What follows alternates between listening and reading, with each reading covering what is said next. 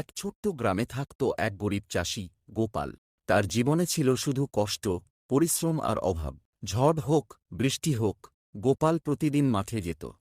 কিন্তু যতই কাজ করুক, তার ভাগ্য যেন একদমই সহায় ছিল না। শুনছ আর কতদিন এভাবে চলবে? ঘরে চাল নেই, ছেলেটা না খেয়ে ঘুমিয়ে পড়েছে। আমি কি করব বলো? আমি তো চেষ্টা করছি। চেষ্টা দিয়ে কি পেট ভরে? সেই রাতে গোপাল আকাশের দিকে তাকিয়ে বলল, ভগবান, একবার শুধু আমার দিকে তাকাও, আমি আর পারছি না। এ কথা বলে গোপাল গিয়ে শুয়ে পড়ল। সেই রাতেই গোপাল এক অদ্ভুত স্বপ্ন দেখল। এক বৃদ্ধ লোক সাদা দাড়ি নিয়ে তার সামনে এসে বলল, গোপালকাল তুমি তোমার জমির দক্ষিণ কোণে খুঁড়বে, তোমার ভাগ্য বদলাবে। আপনি কে? সময় এলে বুঝবে। হঠাৎ করেই স্বপ্ন ভেঙে গেল। ভোর হতেই গোপাল দৌড়ে মাঠে গেল। এটা কি সত্যি, নাকি শুধু স্বপ্ন? তবুও সে লাঙল নিয়ে দক্ষিণ কোণে খুঁড়তে শুরু করল। লাঙল একটা শক্ত জিনিসে লাগল। আরে, এটা আবার কি? এটা কি হতে পারে?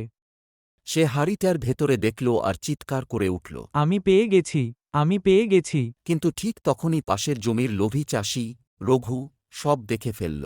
আর মনে মনে ভাবতে লাগল, এই সোনা তো আমার হওয়া উচিত। গোপাল সেই হাঁড়িটি নিয়ে বাড়ি গেল আর তার বউকে সব জানাল। তার বউ ভীষণ খুশি হল। রাত হল আর সবাই ঘুমোতে গেল। আর তখনই রাতে রঘু গোপালের বাড়িতে চুপি চুপি ঢুকে সোনা চুরি করতে গেল। রঘু আস্তে আস্তে হাঁড়ির দিকে এগোচ্ছে। ঠিক তখনই গোপাল হঠাৎ জেগে উঠে। কে ওখানে? রঘু বলে উঠল। আমি আমি তুমি চুরি করতে এসেছ? রঘু কান্না শুরু করে দিল। আমাকে মাফ করে দাও গোপাল। আমার পরিবারও না খেয়ে আছে, লোভে পড়ে গেছিলাম। গোপাল কিছুক্ষণ চুপ করে রইল।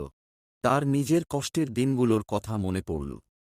চুরি করলে কখনো সুখ আসে না রঘু, কিন্তু তুমি যদি সত্যি কষ্টে থাকো, আমি সাহায্য করব।